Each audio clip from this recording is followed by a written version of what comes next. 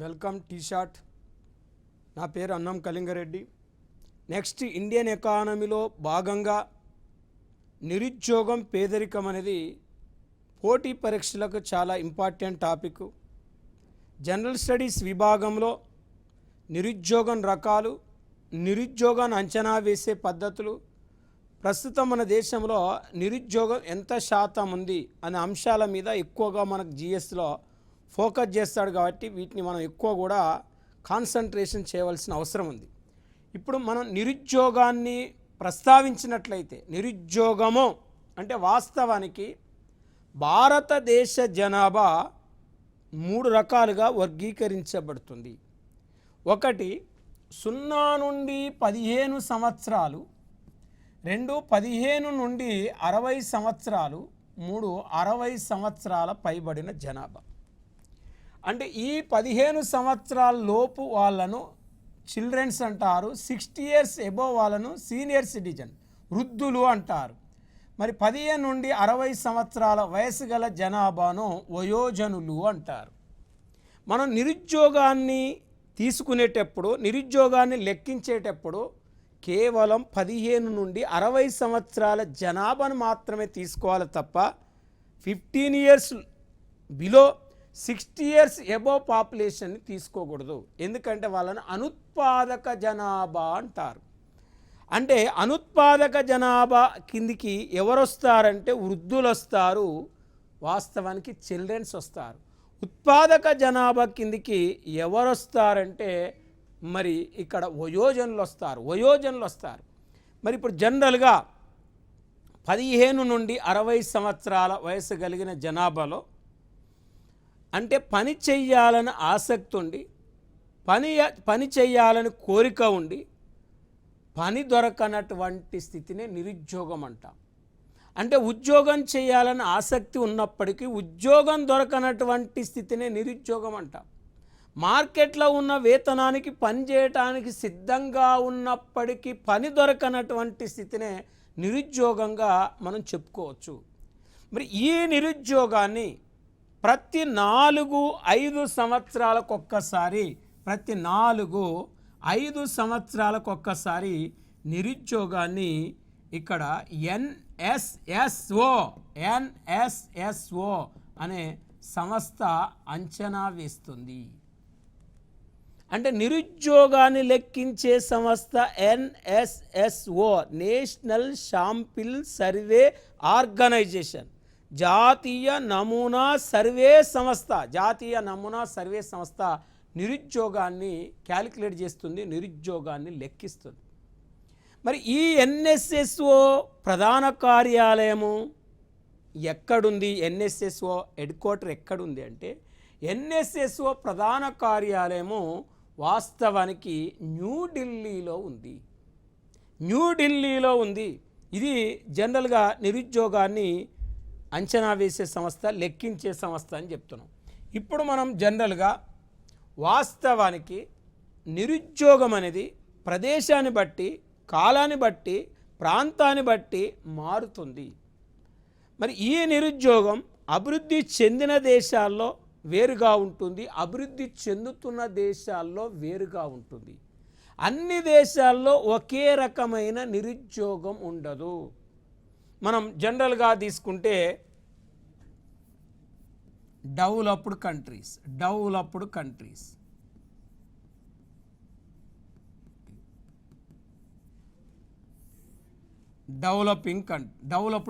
అభివృద్ధి చెందిన దేశాలు. ఈ అభివృద్ధి చెందిన దేశాల్లో వాస్తవానికి స్వచ్ఛంద నిరుద్యోగం, చక్రీయ నిరుద్యోగం,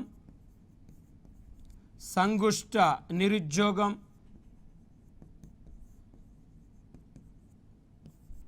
సాంకేతిక నిరుద్యోగం, ఇవి ప్రధానంగా ఎక్కువగా మనకు కనపడుతుంటాయి. అంటే స్వచ్ఛంద నిరుద్యోగము, చక్రీయ నిరుద్యోగము, సంగుష్ట నిరుద్యోగము, సాంకేతిక నిరుద్యోగం అనేది ప్రధానంగా మనకి ఎక్కడ కనపడుతుందంటే డెవలప్డ్ కంట్రీస్లో కనపడుతుంది. మరి ఈ డెవలపింగ్ కంట్రీస్, అభివృద్ధి చెందుతున్న దేశాల్లో డెవలపింగ్ కంట్రీస్లో మనం తీసుకుంటే డెవలపింగ్ కంట్రీస్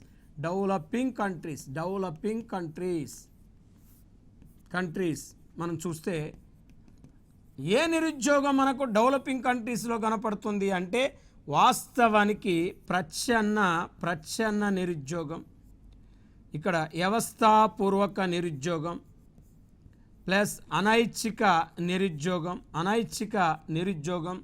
ఋతు సంబంధిత నిరుద్యోగం, తర్వాత విద్యావంతుల నిరుద్యోగం. ఇవి మనకి ఎక్కువగా అభివృద్ధి చెందుతున్న దేశాల్లో కనపడతాయి. అంటే డిస్గైజ్డ్ అన్ఎంప్లాయ్మెంట్ కానీ, ఇన్స్టిట్యూషనల్ అన్ఎంప్లాయ్మెంట్ కానీ, అన్వాలంటరీ అన్ఎంప్లాయ్మెంట్ కానీ, సీజనల్ అన్ఎంప్లాయ్మెంట్ కానీ, ఎడ్యుకేషనల్ అన్ఎంప్లాయ్మెంట్ కానీ ఎక్కువగా మనకు ఫోకస్గా డెవలపింగ్ కంట్రీస్లో కనపడతాయి. అంటే అభివృద్ధి చెందుతున్న దేశాలకు, అభివృద్ధి చెందిన దేశాలకు నిరుద్యోగంలో మనకు కొంత వ్యత్యాసం ప్రధానంగా కనపడుతుందని చెప్తున్నాం.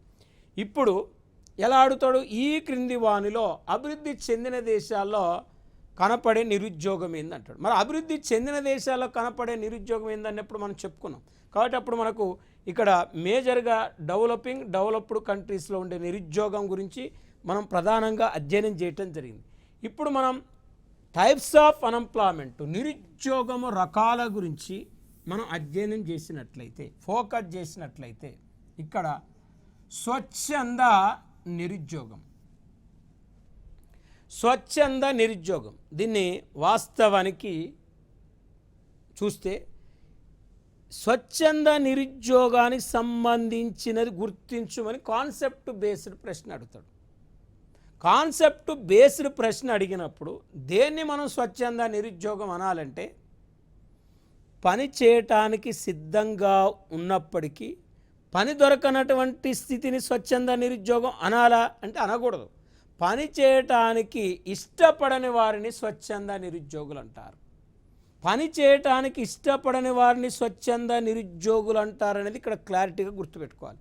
మరి పని చేయడానికి ఇష్టపడని వారు ఎవరు అంటే శ్రీమంతులు, ధనవంతులు అంటాం. ధనవంతులు వాళ్ళు పని చేయటానికి ఇష్టపడరు, వాళ్ళు ఖాళీగా ఉంటారు. ఖాళీగా ఉంటే ఆయన్ని అన్ఎంప్లాయ్ అనాలి, ఏదైనా ఒక పని చేస్తే ఆయన్ని ఉద్యోగి అనాలి. అదే డిఫరెన్స్, ఉద్యోగానికి నిరుద్యోగానికి డిఫరెన్స్. మరి ఇప్పుడు వాస్తవానికి ధనవంతులు స్వచ్ఛంద నిరుద్యోగులు, మనలాంటి దేశాలు అంటే భారతదేశంలో స్వచ్ఛంద నిరుద్యోగులకు మంచి ఎగ్జాంపుల్ ఎవరయ్యా అంటే బిచ్చగాన్లు, బెగ్గర్స్. అంటే ఎంతసేపు బిచ్చగాన్లు అడుక్కోవడానికి అలవాటు పడతారు తప్ప పని చేయడానికి ఇష్టపడరు. కాబట్టి భారతదేశంలో చక్కటి ఎగ్జాంపుల్ బిచ్చగాన్లే స్వచ్ఛంద నిరుద్యోగులు. ఇంకా భారతదేశంలో స్వచ్ఛంద నిరుద్యోగులుగా ఎవరిని చెప్తామంటే అధిక విద్యావంతులు, బాగా పీజీలు, పిహెచ్డీలు, ఎంటెక్లు, బీటెక్లు, హై క్వాలిఫికేషన్ చదువుకున్న వాళ్ళు మన దేశంలో ఆ స్థాయి పని దొరకక, కింది స్థాయి ఉద్యోగం చేయలేక ఖాళీగా ఉంటారు తప్ప లో లెవెల్ జాబ్స్ చేయలేరు. ఎందుకంటే వాళ్ళ యొక్క ప్రెస్టేజ్ దెబ్బతింటుందనే ఉద్దేశంతో బాగా చదువుకున్న వాళ్ళు ఈ దేశంలో ఇప్పుడు ఖాళీగా ఉన్నారు. వాళ్ళే స్వచ్ఛంద నిరుద్యోగులు. అంటే స్వచ్ఛంద నిరుద్యోగులకు మనం ఎట్లా చెప్పాలంటే, పని చేయటానికి ఇష్టపడని వారు స్వచ్ఛంద నిరుద్యోగులే, అది నెంబర్ 1. నెంబర్ 2, మార్కెట్లో ఉన్న వేతనం నచ్చక పని చేయటానికి ఇష్టపడని వారు స్వచ్ఛంద నిరుద్యోగులే. అంటే రెండవది చూడండి, అధిక విద్యావంతులు, వీళ్ళు ఎక్కువ చదువుకుంటారు, ఆ ఎక్స్పెక్టెడ్ శాలరీ రాక తక్కువ శాలరీకి పని చేయలేక ఖాళీగా ఉంటారు కాబట్టి వాళ్ళు అధిక విద్యావంతులు అని చెప్తాం. మూడవది, విశ్రాంతి కావాలని కోరుకొని పనిచేయటానికి ఇష్టపడని వారు కూడా స్వచ్ఛంద నిరుద్యోగులే అని చెప్పవచ్చు. అంటే మనలాంటి అభివృద్ధి చెందుతున్న దేశాల కంటే అభివృద్ధి చెందిన దేశాల్లో ఈ నిరుద్యోగం ఎక్కువగా కనపడుతుంది. మరి అలా ఈ స్వచ్ఛంద నిరుద్యోగము, అనైచ్ఛిక నిరుద్యోగం, ఇలా 2 రకాలుగా నిరుద్యోగాన్ని వర్గీకరించిన ఆర్థికవేత్త ఎవరంటే జాన్ మెహార్డ్ కీన్స్ అనే ఒక ఆర్థికవేత్త ఇలా నిరుద్యోగాన్ని ఇలా 2 రకాలుగా, స్వచ్ఛంద, అనైచ్ఛిక నిరుద్యోగం అని 2 రకాలుగా వర్గీకరించడం జరిగింది. అయితే మరి ఇప్పుడు అనైచ్ఛిక నిరుద్యోగం అంటే దేన్ని అనైచ్ఛిక నిరుద్యోగం అనాలి అంటే, మార్కెట్లో ఉన్న వేతనానికి పని చేయటానికి సిద్ధంగా ఉన్నప్పటికీ పని దొరకనటువంటి స్థితిని అనైచ్ఛిక నిరుద్యోగం అంటారు. అంటే మనకు మార్కెట్లో ఉన్న శాలరీకి పనిచేయడానికి సిద్ధంగా ఉన్నారు, కానీ అక్కడ పని లేనటువంటి స్థితిని అనైచ్ఛిక నిరుద్యోగంగా మనం చెప్పవచ్చు. మరి వాస్తవానికి ఈ అనైచ్ఛిక నిరుద్యోగం ఎందుకు ఏర్పడుతుందంటే ఇక్కడ వాస్తవానికి మెయిన్గా సార్థక డిమాండ్ కొరత. సార్థక డిమాండ్ కొరత అంటే అర్థం డిమాండ్కు తగిన సప్లై లేకపోవటం వల్ల, డిమాండ్ ఎంత ఉందో సప్లై అంత ఉండాలి ఎకానమీలో. ఈ రెండు ఈక్వల్గా ఉంటే అనైచ్ఛిక నిరుద్యోగం అనేది ఏర్పడదు. డిమాండ్కి తగిన సప్లై లేకపోవటం వల్ల సంభవించే నిరుద్యోగమే అనైచ్ఛిక నిరుద్యోగంగా మనం చెప్పవచ్చు. అంటే ఎగ్జాంపుల్, వస్తువులకు ఎంత డిమాండ్ పెరిగితే ఆ వస్తువుల యొక్క సప్లై అదే స్థాయిలో పెరిగినప్పుడు ఇలాంటి నిరుద్యోగం అనేది రాదు. మరి ఇక్కడ డిమాండ్ సప్లైల మధ్య గ్యాప్ అనేది, ఇలా గ్యాప్ అనేది ఉండటం వల్ల ఇక్కడ అనైచ్ఛిక నిరుద్యోగం వస్తుంది. కాబట్టి మరి జేమ్ కీన్స్ అనే ఒక ఆర్థికవేత్త ప్రకారం అనైచ్ఛిక నిరుద్యోగాన్ని ఎట్లా నిర్మూలించవచ్చు అంటే ప్రభుత్వ వ్యయాన్ని పెంచాలి. అంటే ప్రభుత్వ వ్యయాన్ని పెంచటం ద్వారా ఈ నిరుద్యోగాన్ని నిర్మూలించవచ్చు. ప్రభుత్వ వ్యయం పెంచటం ద్వారా. ఇది అంటే గవర్నమెంట్ వివిధ రంగాల్లో ఎక్స్పెండిచర్ చేసి ప్రజలకు పని కల్పించాలి. అంటే ప్రభుత్వ వ్యయాన్ని, ప్రాజెక్టులు లాంటి కార్యక్రమాలు చేపట్టి ప్రాజెక్టుల మీద వ్యయాన్ని ఎక్కువగా పెంచి ఇలా ప్రజలకు పని కల్పించాలి. అంటే దాని ప్రభుత్వ వ్యయం చేయటం ద్వారా, ప్రభుత్వం పెట్టుబడులు పెట్టడం ద్వారా, అంటే డిఫరెంట్ సెక్టార్లలో ప్రభుత్వం పెట్టుబడులు పెట్టడం వల్ల ఈ యువతకు ఉపాధి అవకాశాలు దొరుకుతాయి. అప్పుడు అనైచ్ఛిక నిరుద్యోగం అనేది రిమూవ్ అవుతుంది, తొలగించబడుతుంది. అంటే ప్రభుత్వ పెట్టుబడి పెంచడం ద్వారా. ఇది రెండో పరిష్కార మార్గం. మూడో పరిష్కార మార్గం ఏం చూపెట్టిండు జేమ్ కీన్స్ అనైచ్ఛిక నిరుద్యోగానికంటే ఇక్కడ సార్థక డిమాండ్, ఎఫెక్టివ్ డిమాండ్ను ఇక్కడ పెంచటం ద్వారా. అంటే సార్థక డిమాండ్ను పెంచగలిగితే ఆర్థిక వ్యవస్థలో అనైచ్ఛిక నిరుద్యోగం అనేది దానంతటదే రిమూవ్ అవుతుంది. అంటే ఈ మూడు పరిష్కార మార్గాలను జేమ్ కీన్స్ అనే ఒక ఆర్థికవేత్త చూపెట్టడం జరిగింది. మరి ఇప్పుడు మనం నిరుద్యోగం రకాల గురించి అధ్యయనం చేస్తే మూడోది ప్రచ్ఛన్న నిరుద్యోగం, డిస్గైజ్డ్ అన్ఎంప్లాయ్మెంట్ అంటారు. ఇది చాలా మోస్ట్ ఇంపార్టెంట్. ప్రచ్ఛన్న నిరుద్యోగం ఏ రంగంలో సంభవిస్తుందంటే ప్రచ్ఛన్న నిరుద్యోగం అనేది వ్యవసాయ రంగంలో సంభవిస్తుంది. వ్యవసాయ రంగంలో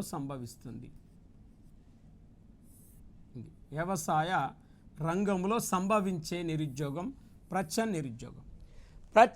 నిరుద్యోగం అంటే అర్థం ఏంటంటే ఒక వ్యక్తి చేయవలసిన పనిని అదనపు వ్యక్తులు చేసినట్లయితే దాన్ని ప్రచ్ఛన్న నిరుద్యోగం అంటాం.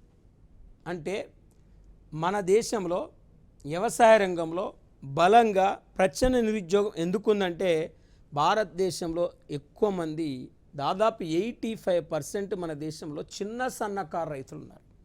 చిన్న సన్నకారు రైతులు అంటే 5 ఎకరాల లోపున్న రైతులంతా, అంటే 2.5 ఎకరాల లోపు ఉంటే సన్న రైతు, 2.5 నుంచి 5 ఎకరాల మధ్య ఉంటే చిన్న రైతు. వీళ్ళని చిన్న సన్నకారు రైతులు అని పేరు. అంటే 5 ఎకరాల ల్యాండ్ లోపున్న వాళ్ళంతా కూడా, 5 ఎకరాల భూమి లోపున్న వాళ్ళంతా కూడా.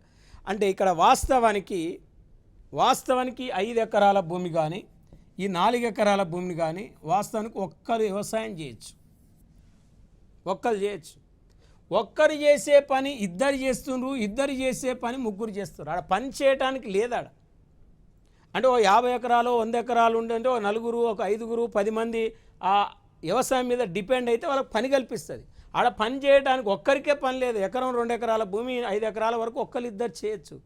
కానీ ఇక్కడ మెయిన్గా ఒక్కరు చేసే పని ఇద్దరు చేస్తారు, ఇద్దరు చేసే పని 4 చేస్తారు. అంటే ఇద్దరు చేయవలసిన పనిని 5 చేస్తారంటే అదనంగా 3 ఉన్నారు. అంటే అదనంగా 3 ఉన్నారంటే ఈ 3ని మనం ఏమనాలంటే ప్రచ్ఛన్న నిరుద్యోగులు అనాలి. అంటే వ్యవసాయ రంగంలో అవసరాన్ని మించి శ్రామికులు పనిచేయటం వల్ల సంభవించే నిరుద్యోగాన్ని ప్రచ్ఛన్న నిరుద్యోగము అంటారు.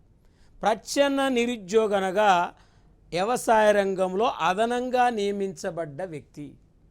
మరి ఎందుకు వీళ్ళు వ్యవసాయం మీద ఆధారపడుతున్నారంటే, ఇవాళ భారతదేశంలో యువత డిగ్రీలు, పీజీలు, పిహెచ్డీలు చదువుకున్నప్పటికీ పారిశ్రామిక రంగాలలో, సేవా రంగాలలో ఉపాధి అవకాశాలు లేకపోవటం వల్ల వాళ్ళు వ్యవసాయ రంగం మీదకి డైవర్ట్ కావటం వల్ల వ్యవసాయ రంగంపై జనాభా ఒత్తిడి పెరిగి వ్యవసాయ రంగంలో ప్రచ్ఛన్న నిరుద్యోగం బలంగా ఉద్భవిస్తుంది. మరి ఇప్పుడు మనకు అడిగేది, ఎట్లా అడుగుతారు క్వశ్చన్లు? ఏ రంగంలో ఉంది? వ్యవసాయ రంగం. నెంబర్ 1, అవసరాన్ని మించి ఎక్కువ మంది పనిచేయటం వల్ల సంభవించే నిరుద్యోగం ఏంది? ప్రచ్ఛన్న నిరుద్యోగం. ఇప్పుడు ఇద్దరు చేసినా అదే పంట పండుతుంది, 5గురు చేసినా అదే పంట పండు. ఇద్దరు చేసినా 50 క్వింటాలే పండింది అనుకోండి, 5గురు చేసినా 50 క్వింటాలు. ఎందుకంటే అక్కడ భూమి లేదు. భూమి ఎక్కువ ఉంటే ఎక్కువ మంది నియమించవచ్చు. అక్కడ ఉన్న భూమిలోనే పంట పండుతుంది కాబట్టి ఈ ముగ్గురు వల్ల వచ్చిన ఫలితం కూడా 0. అంటే ప్రచ్ఛన్న నిరుద్యోగి అంటే అదనంగా పనిచేసే వ్యక్తి చేసినా ఉత్పత్తి పెరగదు, చేయకపోయినా ఉత్పత్తి పెరగదు. ఆయన నియమించడం వల్ల జరిగేది ఏం లేదు. కాబట్టి ప్రచ్ఛన్న నిరుద్యోగి యొక్క ఉపాంతోత్పాదకత ఎంత అంటాడు? 0. ఇది చాలా మోస్ట్ ఇంపార్టెంట్ పాయింట్, 0 అని గుర్తుపెట్టుకోవాలి. మరి ఇక్కడ మేజర్గా మన వ్యవసాయ రంగంలో ఉన్న నిరుద్యోగమే ప్రచ్ఛన్న నిరుద్యోగంగా మనం చెప్పొచ్చు. ఇక సంగుష్ట నిరుద్యోగం అంటే డిస్గైజ్డ్, అంటే ఇక్కడ ఫ్రిక్షనల్ అన్ఎంప్లాయ్మెంట్. సంగుష్ట నిరుద్యోగం అంటే ఫ్రిక్షనల్ అన్ఎంప్లాయ్మెంట్. దీనిని ఏమంటారంటే, వాస్తవానికి సంగుష్ట నిరుద్యోగానికే మరొక పేరు ఏంటంటే, సంగుష్ట నిరుద్యోగానికి తాత్కాలిక నిరుద్యోగము అంటారు. దీన్ని ఒత్తిడి నిరుద్యోగము అంటారు. దీనిని ఘర్షణ నిరుద్యోగము అంటారు. అంటే ఇక్కడ చూడండి, ఇన్ని రకాల పేర్లు ఉన్నాయి. తాత్కాలిక, ఒత్తిడి, ఘర్షణ నిరుద్యోగం అంటున్నాం. అంటే ఎందుకు అంటున్నామంటే, ఒక ఉద్యోగం చేసి ఒక నెల రోజులు గ్యాప్ ఉంటే ఆ గ్యాబులో ఒక వ్యక్తి ఎంత ఒత్తిడికి గురవుతాడు, ఎంత ఘర్షణకు గురవుతాడు అనేది మనం ఇక్కడ ప్రస్తావించవచ్చు. అంటే సంగుష్ట నిరుద్యోగము శాశ్వత నిరుద్యోగం కాదన్నాం.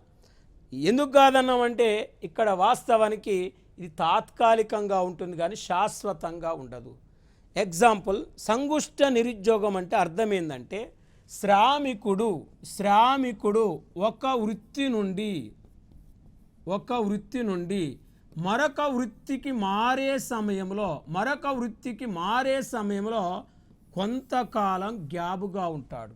ఒక పరిశ్రమలో కానీ, ఒక వృత్తిలో కానీ, ఒక రంగంలో కానీ పనిచేస్తున్నప్పుడు ఆ వృత్తి నచ్చక, ఆ రంగం నచ్చక, ఆ సంస్థ నచ్చక, ఆ పరిశ్రమ నచ్చక అందులో ఉద్యోగం మానేసింది అనుకోండి, వేరే వృత్తిలో నిలదొక్కునే వరకు, వేరే సంస్థలో, వేరే పరిశ్రమలో పని దొరికే వరకు కొన్ని రోజులు ఖాళీగా ఉండొచ్చు. ఆ ఖాళీ అనేది మనం చెప్పలేము. నెల రోజులు పట్టవచ్చు, 2 నెలలు పట్టవచ్చు, 3 నెలలు పట్టవచ్చు. ఆ నెల రోజులు ఖాళీగా ఉండనుకోండి, ఆ ఖాళీగా ఉండే నిరుద్యోగాన్నే సంగుష్ట నిరుద్యోగం అంటారు. అంటే ఒక పరిశ్రమలో పనిచేసి ఆ పరిశ్రమలో మానేసి మరో పరిశ్రమలో ఉద్యోగం ఎత్తుకునే వరకు ఖాళీగా ఉంటే ఆ గ్యాబులో ఉండే నిరుద్యోగాన్ని సంగుష్ట నిరుద్యోగం అంటున్నాం. అంటే ఇప్పుడు చెప్పండి, సింపుల్గా సంగుష్ట నిరుద్యోగం అంటే శ్రామికుడు ఒక వృత్తి నుండి మరొక వృత్తికి, ఒక రంగం నుండి మరొక రంగానికి మారే సమయంలో కొంతకాలం ఖాళీగా ఉంటే అలాంటి నిరుద్యోగాన్ని సంగుష్ట నిరుద్యోగం అంటాం. మరి ఇది ఎక్కువ డెవలప్డ్ కంట్రీస్లో ఈ నిరుద్యోగం సంభవిస్తుంది. ఎందుకు డెవలప్డ్ కంట్రీస్లో ఈ నిరుద్యోగం ఎక్కువ సంభవిస్తుందంటే, అధునాతన టెక్నాలజీ అంటే నూతన సాంకేతిక పరిజ్ఞానాన్ని ఒక పరిశ్రమలో ప్రవేశపెట్టినప్పుడు అనదర్ పరిశ్రమలు దానంతటదే మూతబడిపోతుంటాయి. ఏ పరిశ్రమలో నూతన టెక్నాలజీ ప్రవేశపెడుతుందో ఆ నూతన టెక్నాలజీ ద్వారా తయారైన వస్తువులు మార్కెట్లోకి వచ్చినప్పుడు ఆ వస్తువులను ప్రజలు కొనటం వల్ల మిగతా కంపెనీలో తయారైన వస్తువులకు డిమాండ్ పడిపోయినప్పుడు ఆ కంపెనీ అనేది ఆల్టర్నేట్గా మూతపడుతుంది. మూతపడ్డప్పుడు అందులో పనిచేసే కార్మికులు కొన్ని రోజులు ఖాళీగా ఉంటారు, వేరే కంపెనీలో ఉద్యోగం ఎత్తుకునేవారు ఖాళీగా ఉంటారు. కాబట్టి అలాంటి నిరుద్యోగాన్ని సంగుష్ట నిరుద్యోగం అన్నాం. మనకు బెస్ట్ ఎగ్జాంపుల్ సంగుష్ట నిరుద్యోగాన్ని మనం అర్థం చేసుకోవాలంటే, ఒకప్పుడు మనం వాచ్లలో ఫేమస్ వాచ్ హెచ్ఎంటీ వాచ్ అన్నాం. హెచ్ఎంటీ వాచ్ తర్వాత టైటాన్ వచ్చింది. ఈ హెచ్ఎంటీ వాచ్ గిరాకీ లేక అవి వస్తువులు అమ్ముడు పోక ఆ కంపెనీ మూతపడ్డది. అందులో పనిచేసే ఒక 5,000 10,000 ఎంప్లాయీస్ నిరుద్యోగులయ్యారు. వాళ్ళు మళ్ళీ వేరే కంపెనీలో ఎత్తుకునే వరకు, అంటే ఆ గ్యాబ్ ఉంది, ఆ గ్యాబ్లో ఉండే నిరుద్యోగం సంగుష్ట నిరుద్యోగం. టైటాన్ పోయింది, ఫాస్ట్ ట్రాక్ వచ్చింది, ఫాస్ట్ ట్రాక్ ఇట్లా రకరకాల సెల్లులలో కానీ వాచ్లలో కానీ టెక్నాలజీలో కానీ రకరకాల కొత్త టెక్నాలజీ వచ్చినప్పుడు పాత టెక్నాలజీ ఉన్న కంపెనీలు దానంతటదే క్లోజ్ అయిపోతాయి. అలాంటి సమయంలో ఆ కంపెనీలో పనిచేసే వాళ్ళు కొన్ని రోజుల వరకు ఖాళీగా ఉంటారు. అలాంటి నిరుద్యోగాన్ని సంగుష్ట నిరుద్యోగం అంటున్నాం. ఇవాళ అమెరికా లాంటి దేశాల్లో మనం చూస్తున్నాం, సాఫ్ట్వేర్ వ్యవస్థ క్రమక్రమంగా డౌన్ఫాల్ అవుతుంది. అక్కడ కూడా ఉపాధి అవకాశాలు అనేవి కనుమరుగైపోతున్నాయి. కాబట్టి అక్కడ మరి సంగుష్ట నిరుద్యోగం అనేది మనం బలంగా ఈ మధ్య కాలంలో అమెరికా దేశంలో చూస్తున్నాం. ఇది ఒక రకమైన నిరుద్యోగం, ఇది చాలా డేంజర్ నిరుద్యోగం. అందుకే దీన్ని ఒత్తిడి, ఘర్షణ, తాత్కాలిక నిరుద్యోగం అని చెప్పినాం. మరి ఇది ఒక నిరుద్యోగం. దీని తర్వాత చక్రీయ నిరుద్యోగం అంటే సైక్లికల్ అన్ఎంప్లాయ్మెంట్. ఇది కూడా ఎక్కువ డెవలప్డ్ కంట్రీస్లో సంభవిస్తుంది. చక్రీయ నిరుద్యోగం అంటే వ్యాపార చక్రాల వల్ల సంభవించే నిరుద్యోగమే చక్రీయ నిరుద్యోగం. వ్యాపార చక్రాలంటే ఆర్థిక మాంద్యము, తిరోగమనము, పురోగమనము, సౌభాగ్యం అని 4 చక్రాలు, ట్రేడ్ సైకిల్స్ ఉంటాయి ఎకానమీలో. మనిషి జీవితం ఎలా చక్రంలాగా తిరుగుతుందో ఆర్థిక వ్యవస్థ కూడా ఒక చక్రంలాగా పనిచేస్తుంది. ఎగ్జాంపుల్, ఆర్థిక మాంద్యం వచ్చిందనుకోండి ఎకానమీలో. మరి ఆర్థిక మాంద్యం అనేది వచ్చిందనుకోండి, ఎలా ఉంటుంది అనేది ఒక్కసారి చూస్తే, ఆ ఆర్థిక మాంద్యం వస్తుందంటేనే మనం తలుచుకుంటేనే భయం అవుతుంది. అమెరికాలో 1929, 30లో ఆర్థిక మాంద్యం వచ్చింది. మళ్ళీ ఇప్పటి వరకు అమెరికాలో ఆర్థిక మాంద్యం అటాక్ కాలేదు. ఒక్కసారి ఆర్థిక మాంద్యం వస్తే అన్ని ఆర్థిక వ్యవస్థలన్నీ కుప్పగూలిపోతాయి, అన్ని రంగాల్లో పనిచేసే వాళ్ళంతా నిరుద్యోగులు అయిపోతారు. అంటే ఆర్థిక మాంద్యం ఎట్లా వస్తుందంటే, ఎకానమీలో వాస్తవానికి పోటీ ఎక్కువైనప్పుడు, సంస్థల మధ్య కానీ వ్యాపార సంస్థల మధ్య కానీ పోటీ ఎక్కువైనప్పుడు, ఈ పోటీని తట్టుకోవడం కోసం ఏం చేస్తారంటే ధరలు తగ్గిస్తారు. ధరలు తగ్గించినప్పుడు ఏమైందంటే ఎకానమీలో వ్యాపార సంస్థలకు నష్టం వస్తుంది. వ్యాపార సంస్థల నష్టం వచ్చినప్పుడు వ్యాపార సంస్థలు ఏమైతే అంటే ఇక్కడ క్లోజ్ అవుతాయి, మూతపడతాయి. క్లోజ్ అయినప్పుడు, మూతపడ్డప్పుడు అందులో పనిచేసేవారు నిరుద్యోగులు అవుతారు. నిరుద్యోగులకు ఏముండదు అంటే నిరుద్యోగులకు ఆదాయం ఉండదు. నిరుద్యోగులకు ఆదాయం లేనప్పుడు ఇలా కొనుగోలు శక్తి, పర్చేసింగ్ పవర్ ఉండదు. కొనుగోలు శక్తి లేనప్పుడు ఏమైందంటే వస్తువులకు డిమాండ్ ఉండదు. వస్తువులకు డిమాండ్ లేనప్పుడు ఎకానమీలో ఉత్పత్తి జరగదు. ఇలా ఈ విధంగా సైకిల్ అనేది జరుగుతుంది ఎకానమీలో. అంటే ఎకానమీలో సైకిల్ ఎట్లా తిరుగుతుందో చూడండి. ఎప్పుడైనా వస్తువులకు డిమాండ్ పెరిగినప్పుడు, ఉత్పత్తి పెరిగినప్పుడు నిరుద్యోగులకు కూడా ఉపాధి అవకాశాలు దొరుకుతాయి. ఇక్కడ అసలు నిరుద్యోగులకు ఆదాయం లేనప్పుడు, కొనుగోలు శక్తి లేనప్పుడు, డిమాండ్ లేనప్పుడు, ఉత్పత్తి లేనప్పుడు మళ్ళీ ఇక్కడ ఏమైందంటే ఉన్న వ్యాపార సంస్థలు మూతపడతాయి. ఒక్క రంగంలో సంభవించిన ఆర్థిక మాంద్యం ఎకానమీలో ఏమవుతుందంటే అన్ని రంగాలకు పాకుతూ ఉంటుంది. చాలా డేంజరస్ ఆర్థిక మాంద్యం అనేది. అంటే వ్యాపార చక్రాల వల్ల సంభవించే నిరుద్యోగాన్ని మనం చక్రీయ నిరుద్యోగం అంటాం. ముఖ్యంగా ఆర్థిక మాంద్యకాలంలో ఏర్పడే నిరుద్యోగాన్నే చక్రీయ నిరుద్యోగము అంటారు. మరి ఇది ఒక రకమైన నిరుద్యోగంగా మనం చెప్పుకున్నాం. నెక్స్ట్ నిరుద్యోగం రకాలను మనం అధ్యయనం చేస్తే సీజనల్ అన్ఎంప్లాయ్మెంట్, ఋతు సంబంధిత నిరుద్యోగం. సీజనల్ అన్ఎంప్లాయ్మెంట్, ఋతు సంబంధిత నిరుద్యోగం. ఈ ఋతు సంబంధిత నిరుద్యోగం కూడా మనకు వ్యవసాయ రంగంలో సంభవిస్తుంది. వ్యవసాయ రంగంలో సంభవిస్తుంది ఋతు సంబంధిత నిరుద్యోగం. మరి వ్యవసాయ రంగంలో సంభవిస్తుంది ఋతు సంబంధిత నిరుద్యోగం. భారతదేశంలో గ్రామీణ ప్రాంతంలో ఎక్కువగా ఏ రకమైన నిరుద్యోగం ఉందంటే సీజనల్ అన్ఎంప్లాయ్మెంట్.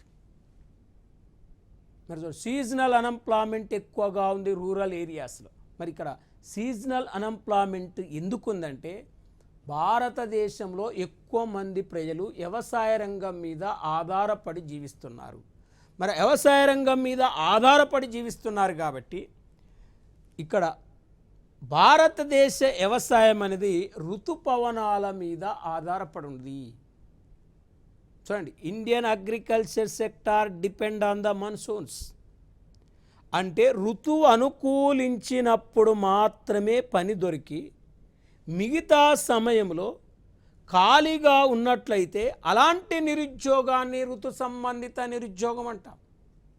చూడండి, అంటే వర్షాలు ఋతువు అనుకూలించినప్పుడు వర్షాలు పడతాయి. వర్షాలు పడ్డప్పుడు వ్యవసాయ శ్రామికులకు పని దొరుకుతుంది, వ్యవసాయదారులకు పని దొరుకుతుంది. అదే ఋతువు అనుకూలించలేదనుకోండి, పొలాలు స్టార్ట్ కావు, నాట్లు స్టార్ట్ కావు, కలుపులు స్టార్ట్ కావు, కోతలు స్టార్ట్ కావు. కానప్పుడు ఈ వ్యవసాయం మీద బేస్ అయ్యే వాళ్ళంతా, డిపెండ్ అయ్యే వాళ్ళంతా ఖాళీగా ఉంటారు. అంటే అలాంటి నిరుద్యోగాన్ని ఋతువు అనుకూలించినప్పుడు పని దొరికి ఋతువు అనుకూలించకపోతే ఖాళీగా ఉంటే అలాంటి నిరుద్యోగాన్ని మనం సీజనల్ అన్ఎంప్లాయ్మెంట్ అంటున్నాం. అంటే ఇది ప్రధానంగా ఈ ఋతు సంబంధిత నిరుద్యోగం వ్యవసాయ రంగంతో పాటు మెయిన్గా వ్యవసాయ ఆధార పరిశ్రమైన పంచదార పరిశ్రమలో ఈ నిరుద్యోగం ఎక్కువగా ఉంటుంది. షుగర్ ఫ్యాక్టరీలలో ఈ నిరుద్యోగం ఎక్కువ ఉంటుంది. ప్రత్యేకంగా షుగర్ ఫ్యాక్టరీలే ఎందుకు మనం ప్రస్తావించినాం ఈ నిరుద్యోగం గురించి అంటే, పంచదార పరిశ్రమ సంవత్సరం అంతా శ్రామికులకు ఉపాధి అవకాశాలు కల్పించదు. కేవలం చెరుకు కోతకొచ్చిన సమయంలో మాత్రమే పంచదార పరిశ్రమ రన్ అవుతుంది కాబట్టి ఆ సమయంలో ఆ పరిశ్రమలో పనిచేసే వాళ్ళకు పని దొరుకుతుంది. మిగతా సమయంలో వాళ్ళు ఖాళీగా ఉండవలసి వస్తుంది. కాబట్టి అలాంటి నిరుద్యోగాన్ని కూడా ఋతు సంబంధిత నిరుద్యోగం అంటున్నామంటే అది మనకు మేజర్గా వ్యవసాయ ఆధార పరిశ్రమైన షుగర్ ఫ్యాక్టరీలో కూడా ఋతు సంబంధిత నిరుద్యోగం బలంగా కనపడుతుంది. మరి ఇది ఒక రకమైన నిరుద్యోగం. దీని తర్వాత చూస్తే వ్యవస్థాపూర్వక నిరుద్యోగం, ఇన్స్టిట్యూషనల్ అన్ఎంప్లాయ్మెంట్ అంటాం. ఇన్స్టిట్యూషనల్ అన్ఎంప్లాయ్మెంట్ అంటే వాస్తవానికి దీన్ని దీర్ఘకాలిక నిరుద్యోగం అంటాం, దీనిని శాశ్వత నిరుద్యోగం అంటాం. మరి దీర్ఘకాలిక నిరుద్యోగం, శాశ్వత నిరుద్యోగం అని చెప్పుకుంటున్నాం అంటే వాస్తవానికి శ్రామిక సప్లై కంటే ఇక్కడ శ్రామిక డిమాండ్ తక్కువ ఉండటం వల్ల, అంటే శ్రామిక డిమాండ్ తక్కువ ఉండటం వల్ల, చూడండి, శ్రామిక సప్లై కంటే శ్రామిక డిమాండ్ తక్కువ ఉండటం వల్ల సంభవించే నిరుద్యోగము మరి వ్యవస్థాపూర్వక నిరుద్యోగం. వ్యవస్థాపూర్వక నిరుద్యోగం అంటాం. అంటే ఇప్పుడు చదువుకొని బయటికి వచ్చే వాళ్ళ సంఖ్య ఎక్కువ ఉండటాన్ని సప్లై అంటాం. ఆ విధంగా ఉద్యోగ అవకాశాలు తక్కువ ఉండటాన్ని డిమాండ్ అంటాం. అంటే చదువుకున్న వాళ్ళ స్థాయి కంటే ఆర్థిక వ్యవస్థలో ఉద్యోగ అవకాశాలు తక్కువ ఉన్నప్పుడు సంభవించే నిరుద్యోగమే వ్యవస్థాపూర్వక నిరుద్యోగంగా చెప్పవచ్చు. అంటే రోజు పీజీలు, పిహెచ్డీలు, డిప్లొమాలు, బీటెక్లు, ఎంటెక్లు ఎన్ని చదువుకొని ప్రతి సంవత్సరం బయటకు వచ్చే వాళ్ళు ఎక్కువ, ఆ లెవెల్లో ఉపాధి అవకాశాలు తక్కువ. ఉపాధి అవకాశాలని డిమాండ్ అంటాం, చదువుకొని బయటకు వచ్చే వాళ్ళని సప్లై అంటాం. ఈ సప్లై కంటే డిమాండ్ తక్కువ ఉంటాం, డిమాండ్ కంటే సప్లై ఎక్కువ ఉండటం వల్ల సంభవించే నిరుద్యోగమే వ్యవస్థాపూర్వక నిరుద్యోగము. ఇంకా వ్యవస్థాపూర్వక నిరుద్యోగం అంటే ఏమని చెప్తామంటే, గత 40-50 సంవత్సరాల నుండి దేశంలో జనాభా పెరిగిన కొద్దీ ఉద్యోగ అవకాశాలు పెరగనటువంటి స్థితిని వ్యవస్థాపూర్వక నిరుద్యోగము అంటారు. అంటే జనాభా పెరిగిన స్థాయిలో ఉపాధి అవకాశాలు పెరిగినటువంటి స్థితిని వ్యవస్థాపూర్వక నిరుద్యోగం అంటున్నాం. అంటే వాస్తవానికి మన దేశంలో బలంగా ఉన్న నిరుద్యోగమే వ్యవస్థాపూర్వక నిరుద్యోగం. ఈ వ్యవస్థాపూర్వక నిరుద్యోగాన్ని జోన్ రాబిన్స్ అనే ఒక ఆర్థికవేత్త భారీ సైన్యంతో పోల్చటం జరిగింది. అంటే భారీ సైన్యంతో ఎందుకు పోల్చిందంటే వాస్తవానికి సైనికులకు దాదాపు ఎక్కువ రోజులు పని ఉండదు, వాళ్ళు ఖాళీగా ఉంటారు. సైనికులకు ఎప్పుడు పని ఉంటుందంటే యుద్ధం వచ్చినప్పుడు వాళ్ళు బయలుదేరుతారు. యుద్ధం రానప్పుడు శాంతి సమయంలో సైనికులకు పెద్దగా పని ఉంటుందండి. అదే ఒక్కసారి యుద్ధం వచ్చినప్పుడు సైనికులందరూ ఆయుధాలు, బుల్లెట్లు పట్టుకొని ఎక్కడెక్కడ ఉన్న మిలిటరీ అంతా బార్డర్లో దిగుతుంది. అన్ని రోజులు కాముగా ఎక్కడ కనపడని సైన్యం ఒక్కసారి వందలాదిగా ఒక్కసారి దిగుతుందంటే ఇక్కడ మనం చూడండి, ఎక్కడ భారీ స్థాయిలో గొడవలు జరిగినప్పుడు కూడా ఒక్కసారి మిలిటరీ దిగుతుందండి. అంటే మనకు సైన్యం ఎలా కనపడుతుందో నిరుద్యోగులు కూడా మనకు కనపడరు. ఎవరింట్లో వాళ్ళు సైలెంట్గా కనపడుతుంటారు. కానీ ఒక్కసారి వందలాది నోటిఫికేషన్లు వచ్చినప్పుడు ఒక్కసారి బయలుదేరుతారు, సైన్యంలాగా బయలుదేరుతారు. అందుకే భారీ సైన్యంతో వ్యవస్థాపూర్వక నిరుద్యోగాన్ని జోన్ రాబిన్సన్ అనే ఒక ఆర్థికవేత్త పోల్చడం జరిగింది. కాబట్టి భారతదేశంలో బలంగా ఉన్న నిరుద్యోగమే వ్యవస్థాపూర్వక నిరుద్యోగం. మనం దాదాపు నిరుద్యోగం రకాల్లో 7 రకాల నిరుద్యోగాలు చదువుకున్నాం. ఇంకా మనకు నిరుద్యోగం రకాలున్నాయి. నెక్స్ట్ క్లాస్ పార్ట్ 2లో నిరుద్యోగం సంబంధించిన రకాలు, నిరుద్యోగాన్ని అంచనా వేసే పద్ధతులు, ప్లస్ నిరుద్యోగం ఎంత శాతం ఉందనేది మనకు నెక్స్ట్ క్లాసులో పూర్తి వివరాలతో నేర్చుకుందాం. Thank you.